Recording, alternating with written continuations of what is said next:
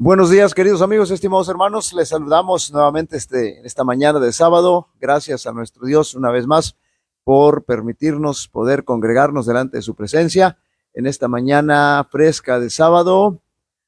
Y bueno, queremos extenderles o darles a todos una cordial bienvenida. Queremos también desearles un feliz sábado y que podamos disfrutar de este programa que hemos modificado un poquito nada más el título. Ahora le estamos titulando La voz del Espíritu de Profecía.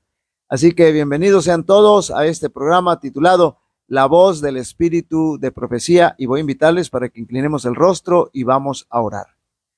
Nuestro Dios que moras en el cielo, santificado sea tu nombre. Gracias te damos, Señor, una vez más, porque haces posible que nosotros podamos estar delante de tu presencia. Porque permitiste, Señor, que durante la semana podamos pasarla bien y derramaste abundantemente tus bendiciones sobre nosotros. Tal vez algunos enfrentaron situaciones difíciles, pero queremos ponerlos en tus manos. Y en esta hora, Señor, queremos colocarnos en tus manos para que puedas dirigir nuestro estudio y que puedas llevarnos, Señor, de la mano a través del poder de tu Espíritu Santo para que podamos seguir conociendo la verdad, Señor. Te lo pedimos, te lo agradecemos todo en el nombre de Jesús. Amén. Amén. Muy bien, les pedimos que nos ayuden a compartir estos mensajes, son de vital importancia, no los van a encontrar en ningún otro lado más que aquí. Así que aprovechemos la oportunidad para dar a conocer la luz de la verdad que el Señor nos ha dejado como Iglesia Adventista del Séptimo Día. Y bueno, estamos estudiando el capítulo número 7 que se titula En la encrucijada de los caminos, es decir, el capítulo número 7 del conflicto de los siglos, en la encrucijada de los caminos, y comenzamos a estudiar la obra de Martín Lutero. Recuerden que empezamos a estudiar la obra de la reforma, de los reformadores, y ahorita estamos estudiando a Martín Lutero. Ya Martín Lutero se encuentra con la Biblia, ya comienza a estudiar más la Biblia, entonces él ya conoce más, va comprendiendo el mensaje de la justificación por la fe. Dijimos que clava sus 95 tesis en el castillo de Wittenberg porque él considera que el sistema papal no está presentando la verdad, y entonces comienza a través de esas tesis a refutar lo que ellos pretenden, lo que ellos están enseñando y pretenden que sea la verdad. Entonces Martín Lutero ya tiene un conocimiento más profundo de las Escrituras, se ha dedicado a estudiar las Escrituras, y bueno, ahora van a comenzar las situaciones difíciles para él. Así que vamos a continuar. Pero las multitudes supersticiosas y dadas al pecado se aterrorizaron cuando vieron desvanecerse los sofismas que amortiguaban sus temores. Los astutos eclesiásticos, al ver interrumpida su obra que sancionaba el crimen y en peligro de sus ganancias, se airaron y se unieron para sostener sus pretensiones. El reformador, es decir, Martín Lutero, tuvo que hacer frente a implacables acusadores, algunos de los cuales le culpaban de ser violento y ligero de apreciar las cosas. Para apreciar las cosas, violento y ligero para apreciar las cosas. Otros le acusaban de presuntuoso, es decir, de presumido, y declaraban que no era guiado por Dios, sino que obraba a impulso del orgullo y de la audacia. Es decir, buscaban mil formas, mil maneras de poderlo parar, de poderlo criticar, de poderlo sancionar. Y claro que ninguna de ellas era cierta, era verdad. Solamente Martín Lutero estaba siendo dirigido por Dios a través del Espíritu Santo, porque él estaba, y se molestaban y se inquietaban porque él estaba presentando los errores, los excesos en los que había caído el sistema papal, pero también estaba señalando las inconsistencias teológicas, porque él decía que no había razón para que las indulgencias existieran. El único que puede perdonar pecados y la única forma de perdonar pecados, el único que puede perdonar pecados es nuestro Señor Jesucristo, y la única forma de poder recibir el perdón de los pecados es experimentando un real y sincero arrepentimiento. Así que Martín Lutero ya comenzaba a enfrentar los embates de el sistema papal. Entonces responde Martín Lutero: ¿quién no sabe? Respondía él, que rara vez se proclama una idea nueva sin ser tildado de orgulloso y sin ser acusado de buscar disputas. Entonces Martín Lutero, lo que ustedes están diciendo, les dice él, pues eso siempre ha sucedido. Cuando uno menciona las verdades y señala los errores, pues de inmediato comienzan, se sienten, comienzan los ataques, las reacciones. ¿Por qué fueron inmolados Jesucristo y todos los mártires? Entonces aquí pone como ejemplo, porque el Señor Jesús mencionó la verdad y también los mártires. Entonces dice, pues entonces, ¿por qué fueron inmolados y sacrificados Jesucristo y los mártires? Porque parecieron despreciar orgullosamente la sabiduría de su tiempo y porque anunciaron novedades sin haber consultado previa y humildemente a los órganos de la opinión contraria. Note bien, ahí Martín Lutero deja bien claro las intenciones del sistema papal y añade: no debo consultar la prudencia humana, sino el consejo de Dios. Era contundente Martín Lutero. Si la obra es de Dios, ¿quién la contendrá? ¿Quién la contendrá? Si no lo es, ¿quién la adelantará? Ni mi voluntad, ni la de ellos, ni la nuestra, sino la suya. Oh Padre Santo, que estás en el cielo. Así reaccionaba, así respondía Martín Lutero a los ataques que habían iniciado en su contra de parte del sistema papal. Al comenzar a ser movido Lutero por el Espíritu de Dios para comenzar la obra, no había de llevar a cabo, sin duda, duros conflictos. Las censuras de los enemigos, la manera en que falseaban los propósitos de Lutero y la mala fe con que juzgaban desfavorable e injustamente el carácter de los móviles del reformador, le envolvieron como ola que todo lo sumerge y no dejaron de tener su efecto. Lutero había abrigado la confianza de que los caudillos del pueblo, tanto en la iglesia como en las escuelas, se unirían con él de buen grado para colaborar con la obra de reforma. Ciertas palabras de estímulo que le habían dirigido a algunos personajes de elevada categoría le habían infundido gozo y esperanza.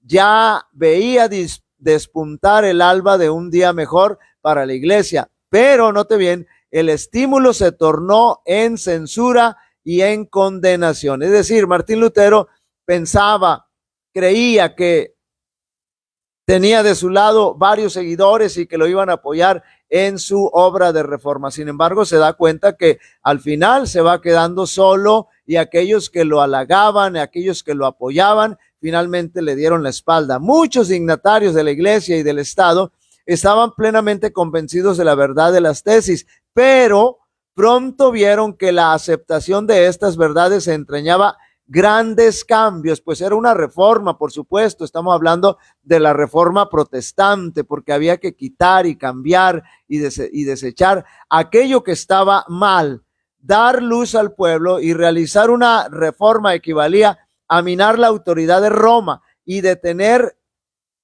en el acto miles de corrientes que ahora iban a parar a las arcas del tesoro, lo que daría por resultado hacer disminuir las magnificencias y el fausto de los eclesiásticos. Entonces, ellos estaban seguros, estaban conscientes de que Martín Lutero estaba diciendo la verdad a través de esas 95 tesis, pero entonces comenzaron a ver que los intereses del sistema papal se verían bastante afectados, y entonces ellos tuvieron miedo, tuvieron temor, porque finalmente al aceptar eso, ellos iban a ser parte de esta situación, de esta reforma, y temían entonces que el sistema papal pudiera proceder en contra de ellos.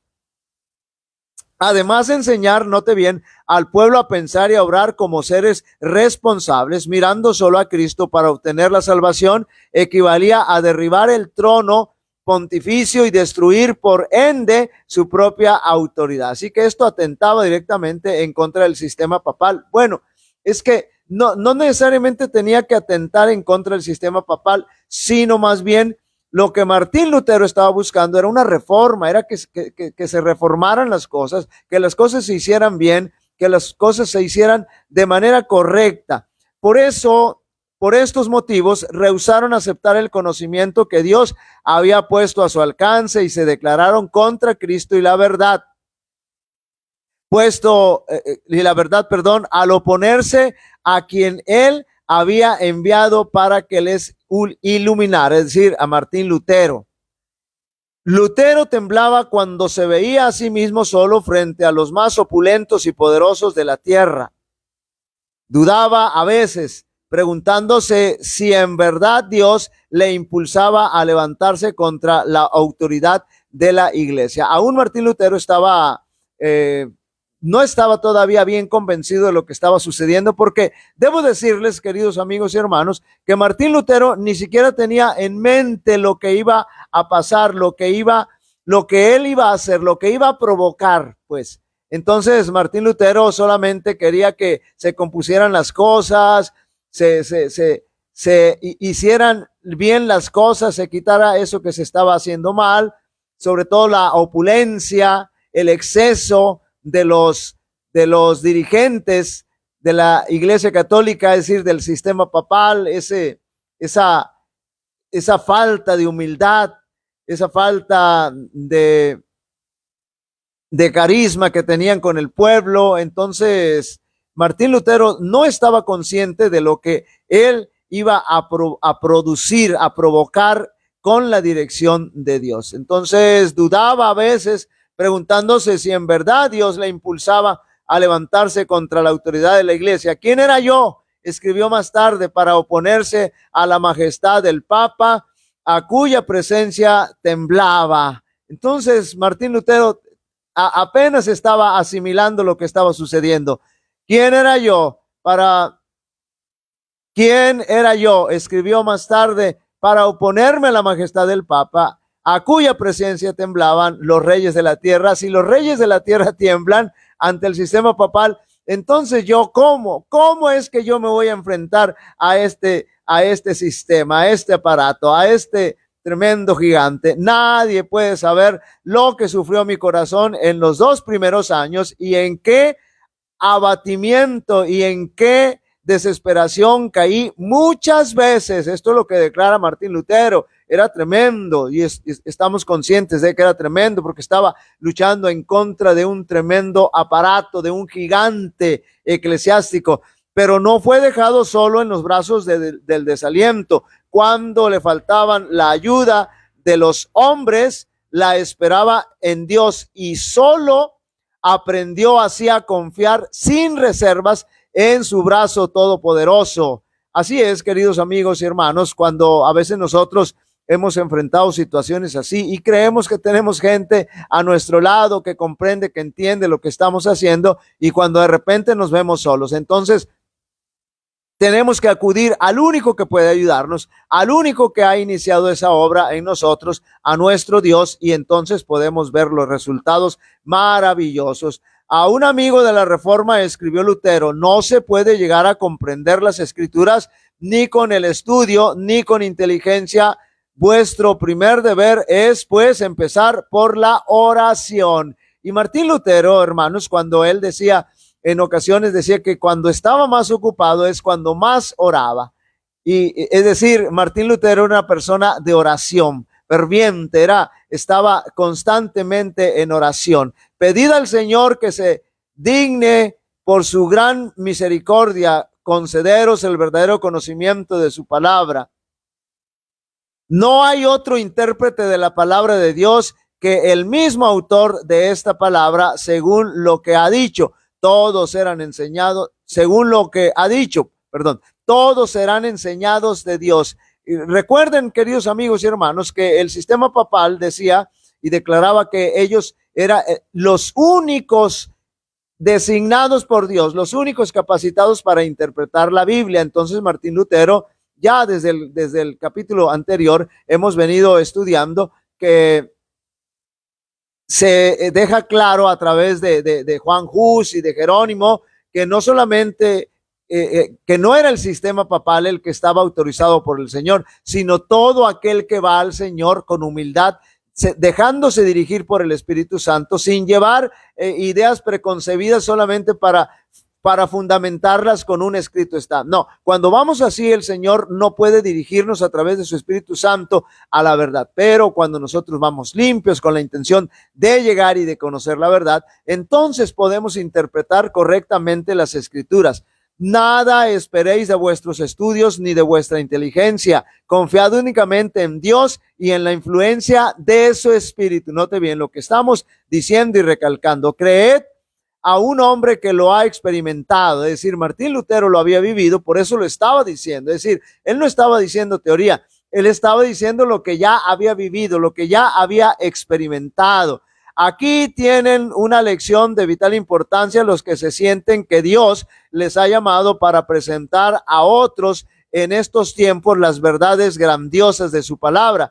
Estas verdades despertarán la enemistad del diablo y de los hombres que tienen en mucha estimación las fábulas inventadas por él.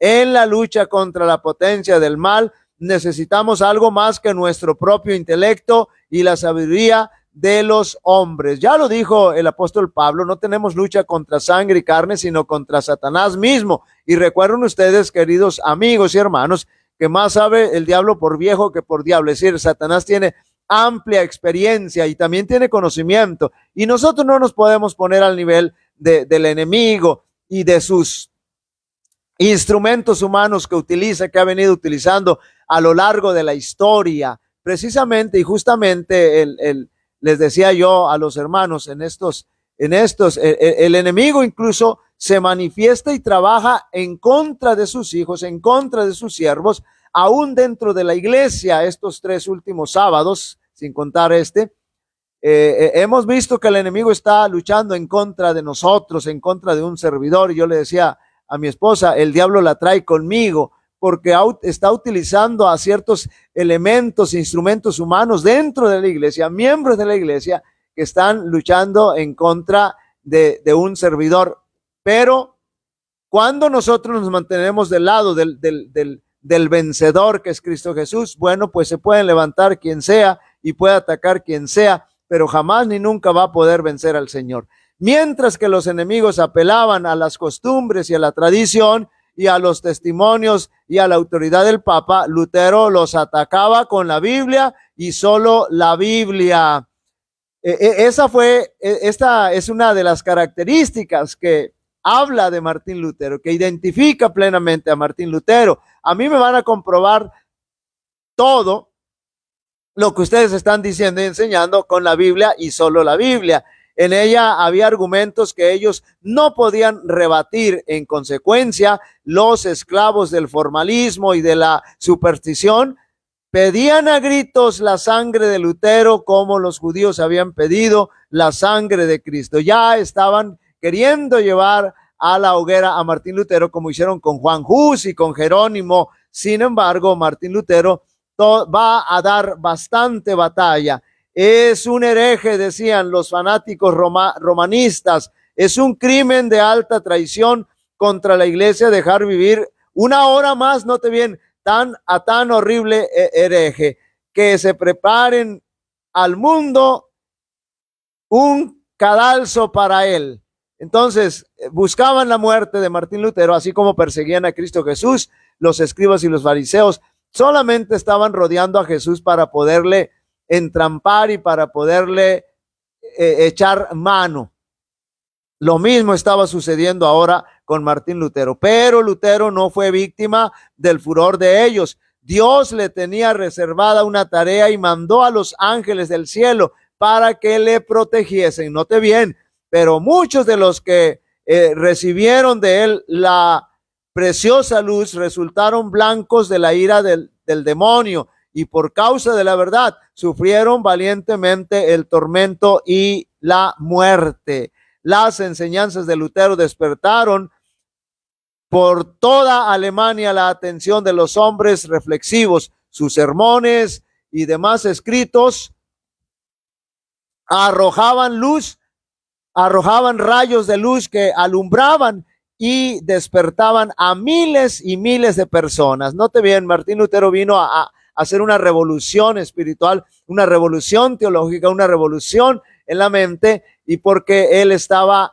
llevando adelante con mucha fuerza la reforma. Recuerden que él pretendía que la iglesia, hasta estos momentos todavía Martín Lutero seguía formando parte de la iglesia católica, porque él pretendía que en la iglesia se realizara una reforma, se quitara lo que estaba mal y entonces se comenzara a vivir correctamente de acuerdo a lo que la Biblia establece. Una fe viva fue reemplazando el formalismo muerto que había estado viviendo la iglesia por tanto tiempo. El pueblo iba perdiendo cada día la confianza que había depositado en las supersticiones de Roma. Así que las enseñanzas y el énfasis y el trabajo de reforma de Martín Lutero estaba comenzando a dar frutos. Ya la gente, porque escuchaban la palabra, Martín Lutero predicaba con la Biblia, y entonces ya los miembros realmente, la iglesia católica, los fieles católicos a los que les predicamos y a los que amamos,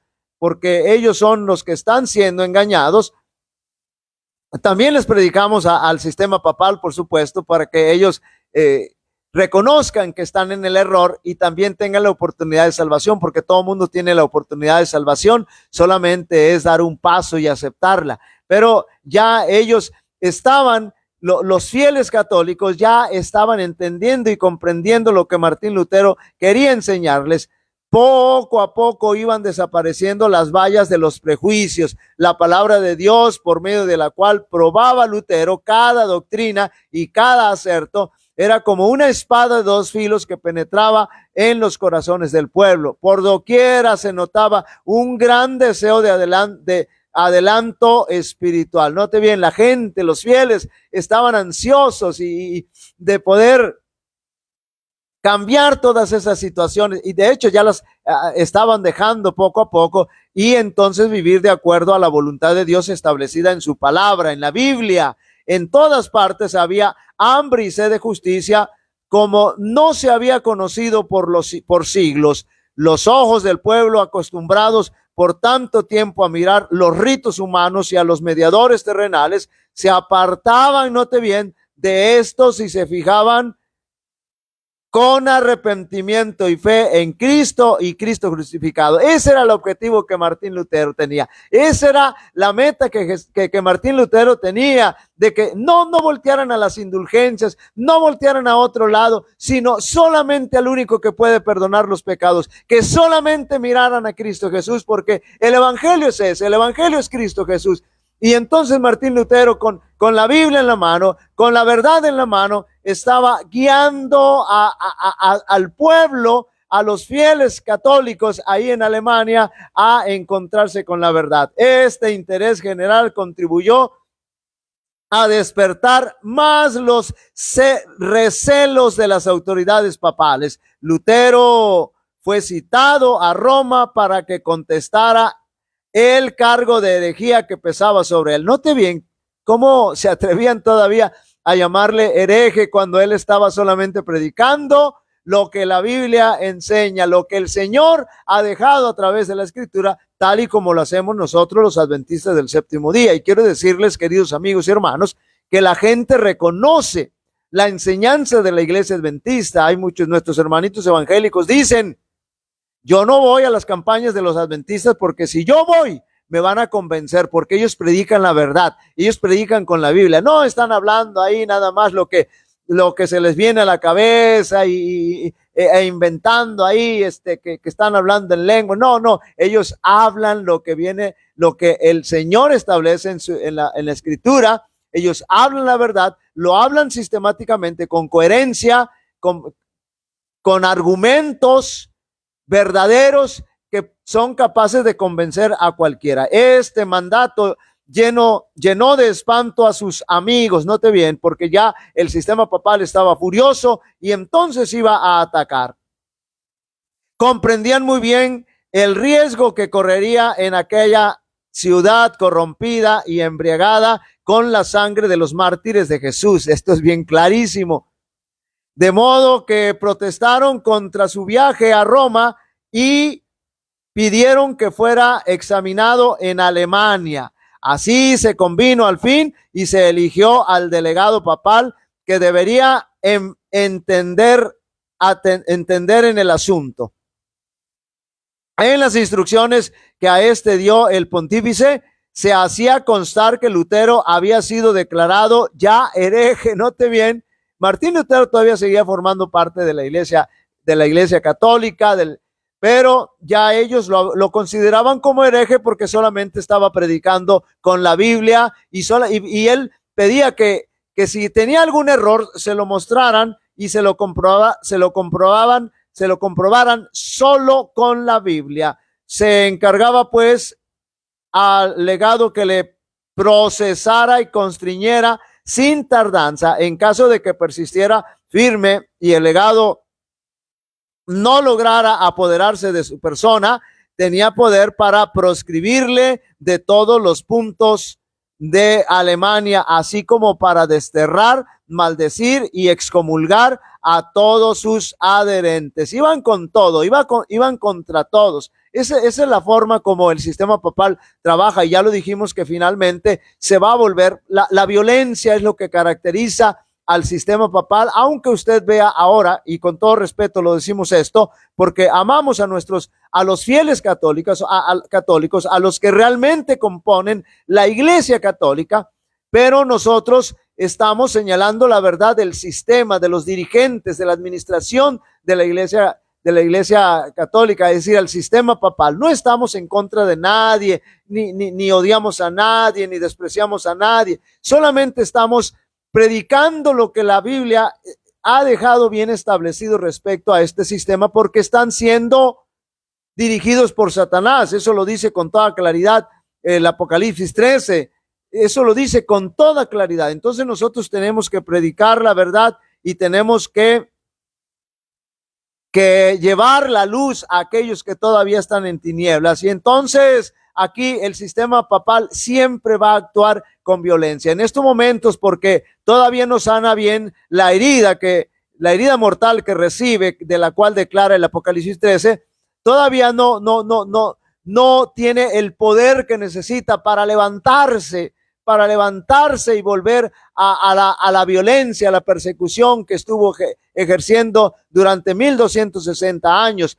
Y note bien usted que ahí mismo en el capítulo 13 de Apocalipsis, los Estados Unidos finalmente le va a devolver el poder a el sistema papal. Bueno, este es otro asunto, no podemos meternos en eso, en algún momento lo vamos a estudiar, pero no me puedo quedar callado al respecto porque todo está bien ligado cuando nosotros tocamos este asunto. Además de arrancar de raíz la pestilente herejía, el Papa dio órdenes a su legado de que excomulgara a todos los que fueran negligentes en cuanto a prender a Lutero y a sus correligionarios para entregarlos a la venganza, note bien, de Roma, cualquiera que fuera su categoría en la iglesia o en el estado, con excepción del emperador. Entonces, note bien, aquí está precisamente lo que nosotros hemos dicho, ratificado, que el sistema papal siempre ha actuado y va a seguir actuando con violencia, aunque en estos momentos de una apariencia de santidad y de bondad y de amor. A mí no me crean nada, esto está documentado, siempre lo he dicho, vayan a la internet y van a encontrar todo esto que estamos diciendo y todavía mucho más tremenda la historia negra del sistema papal. Esto revela el verdadero espíritu del papado, note bien. No hay en todo el documento un vestigio de principio cristiano ni de la justicia más elemental. No lo hay. Lutero se hallaba a gran distancia de Roma, no había tenido oportunidad para explicar o defender sus opiniones, y sin embargo, antes que su caso fuese investigado, se le declaró sumariamente hereje, es decir, todos le declararon por unanimidad hereje, y en el mismo día fue exhortado, acusado, juzgado y sentenciado, y todo esto por el que se llamaba Padre Santo, única autoridad suprema e infalible de la Iglesia y el Estado. Y esta es una herejía, y esta es una abominación ante el Señor, y sin embargo a Martín Lutero lo consideraban así, siendo que ellos eran los que estaban en esa situación. En aquel momento, cuando Lutero necesitaba tanto la simpatía y el consejo de sus amigos verdaderos, de un amigo verdadero, perdón, Dios en su providencia le mandó a Melanchthon, a Wittenberg, joven aún, modesto y reservado. Tenía Melanchthon un criterio sano, extensos conocimientos y elocuencia persuasiva, rasgos todos que, combinados con la pureza y la rectitud de su carácter, le granjeaban el afecto y la admiración de todos. Un joven bien preparado le manda el Señor a Martín Lutero para que sea su mancuerna. Su brillante talento no era más notable que su mansedumbre. Muy pronto fue discípulo sincero del Evangelio, a la vez que el amigo de más confianza de Lutero y su más valioso cooperador. Su dulzura, su discreción y su formalidad servían de contrapeso, note bien, porque se complementaban. Servía de contrapeso al valor y a la energía de Lutero. Lutero era firme, Lutero era líder, como todo líder que es colérico, era firme, era determinante, y sin embargo Melanchthon era persuasivo, era tranquilo, era calculador, y entonces esa combinación se hacía perfecta. La unión de estos dos hombres en la obra vigorizó la reforma y estimuló mucho a Lutero. Augsburgo era el punto señalado para la verificación del juicio, y allá se dirigió a pie el reformador. Sus amigos sinceros sintieron despertarse en sus ánimos serios temores por él. Se habían proferido amenazas sin esbozo de que se le secuestrarían y le maltratarían en el camino, y sus amigos le rogaban que no se arriesgara. Hasta llegaron a aconsejarle que saliera de Wittenberg por una temporada y que se refugiase entre los muchos que gustosamente le protegerían. Pero él no quería dejar por nada el lugar donde Dios le había puesto. Debía seguir sosteniendo fielmente la verdad a pesar de las tempestades que se cernían sobre él. Sus palabras eran estas: soy como Jeremías, el hombre de las disputas y de las discordias, pero cuanto más aumentan sus amenazas, más acrecientan mi alegría. Han destrozado ya mi honor y mi reputación. Una sola cosa me queda, que es mi miserable cuerpo, que lo tomen. Abreviarán así mi vida de algunas horas. En cuanto a mi alma, no pueden quitármela. El que quiera propagar la palabra de Cristo en el mundo debe esperar la muerte a cada instante. Tremendas palabras de Martín Lutero, con mucha convicción, bastante realistas y sin embargo cargadas de ánimo. Él no se estaba lamentando, él estaba siendo realista. Todo aquel que predica la verdad finalmente va a experimentar persecución. Las noticias de la llegada de Lutero a Augsburgo, ya vamos a ir terminando. Las noticias de la llegada de Lutero a Augsburgo dieron gran satisfacción al legado del Papa. El molesto, hereje que había despertado la atención del mundo entero parecía hallarse ya en poder de Roma. Ellos ya se estaban relamiendo los bigotes, ya se estaban saboreando que iban a acabar con Lutero.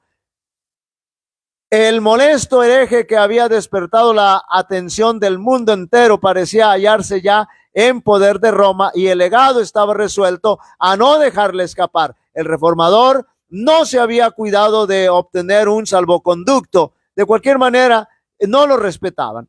Sus amigos le instaron a que no se preocupase, a que no se presentase sin él, y ellos mismos se prestaron a recabarlo del emperador. El legado quería obligar a Lutero a retractarse, o si no lo lograba, a hacer que lo llevaran a Roma para someterlo a la suerte que habían corrido Hus y Jerónimo. Recuerden que ellos no le respetaron el salvoconducto tampoco. Así que por medio de sus agentes se esforzó por inducir a Lutero a que compareciese sin salvoconducto, confiando solo en el arbitrio del legado. Qué tremenda situación y qué tremenda desventaja abusiva. Qué ventaja abusiva quería tener el sistema papal sobre él. El reformador se negó a ello resueltamente. No fue sino después que recibió el documento que le garantizaba la protección del emperador cuando se presentó ante el embajador. Y en esta ocasión habrían de respetarlo porque ya se tenía un antecedente de que no se había respetado, especialmente cuando en el caso de Hus y en el caso de Jerónimo. Bueno, Jerónimo ni siquiera tuvo tiempo de buscar un salvoconducto, pero en el caso de Juan Hus, sí, no se lo respetó el emperador. Pensaron los romanistas que convenía conquistar a Lutero por una apariencia de bondad. El legado en sus entrevistas con él fingió gran amistad, lo que mencionábamos, pero le exigía que se sometiera implícitamente a la autoridad de la iglesia y que sucediera a todo sin reserva, y que se diera a todo sin reserva alguna y sin alegar. Note bien, no querían que Martín Lutero se defendiera porque sabían quién era Martín Lutero, sabían que no iban a poder con él en un debate, así que trataban de hacer todo lo posible para que Martín Lutero se cruzara de brazos y no hiciera nada. En realidad no había sabido aquilatar el carácter del hombre con quien tenía que habérselas. Lutero, en debida respuesta, manifestó su veneración por la iglesia, su deseo de conocer la verdad, su disposición para contestar las objeciones que se hicieron a lo que él había enseñado y que sometería sus doctrinas al fallo de ciertas universidades de las principales, pero a la vez protestaba contra la actitud del cardenal que le exigía retractarse sin probarle primero que se hallaba en el error. Es decir, ellos estaban rehuyendo el debate, querían que Martín Lutero simple y sencillamente se retractara, pero Martín Lutero no lo iba a hacer porque tenía la verdad, tenía los argumentos, tenía la base bíblica y ellos no tenían absolutamente nada. Por eso estaban buscando la forma de que Martín Lutero pacíficamente, sin ningún aspavientos, pudiera simple y sencillamente retractarse. Y vamos a leer este párrafo, estos dos últimos párrafos, y con esto vamos a terminar por el día de hoy. La única respuesta que se le daba era: retráctate, retráctate. El reformador adujo que su actitud era apoyada por las Santas Escrituras, lo que acabamos de mencionar, y declaró con entereza que él no podía renunciar a la verdad. El legado, no pudiendo refutar los argumentos de Lutero, claro, no los iba a poder, y nunca los han podido, ni siquiera actualmente han podido refutar los argumentos de la Biblia, de la Iglesia Adventista que maneja actualmente. No, el legado, no pudiendo refutar los argumentos de Lutero, le abrumó con un cúmulo de reproches, burlas y palabras de adulación, con citas, burlas y palabras de adulación. Bueno, aquí se contradicen ellos mismos, y con citas de las tradiciones y dichos de los padres de la iglesia, sin dejar al reformador oportunidad para hablar. Viendo Lutero que de seguir así la conferencia resultaría inútil, obtuvo al fin que se diera, si bien de mala gana, permiso para presentar su respuesta por escrito. No tenía ningún sentido estar discutiendo, estar ahí perdiendo tiempo, porque ni siquiera los dejaban hablar. De esta manera, decía él, escribiendo a un amigo suyo, la persona abrumada alcanza doble ganancia. Primero, que lo escrito puede someterse al juicio de terceros, y segundo, que hay más oportunidad para apelar al temor, ya que no a la conciencia de un déspota arrogante y charlatán, que de otro modo se sobrepondría con su imperioso lenguaje, su palabrería, no lo iban a dejar hablar. Así que Martín Lutero accede a esta estrategia de responder por escrito. Y saben que nosotros hemos estado también en situaciones así, complicadas, situaciones y donde hemos respondido por escrito. Y saben que es tan contundente, porque incluso cuando se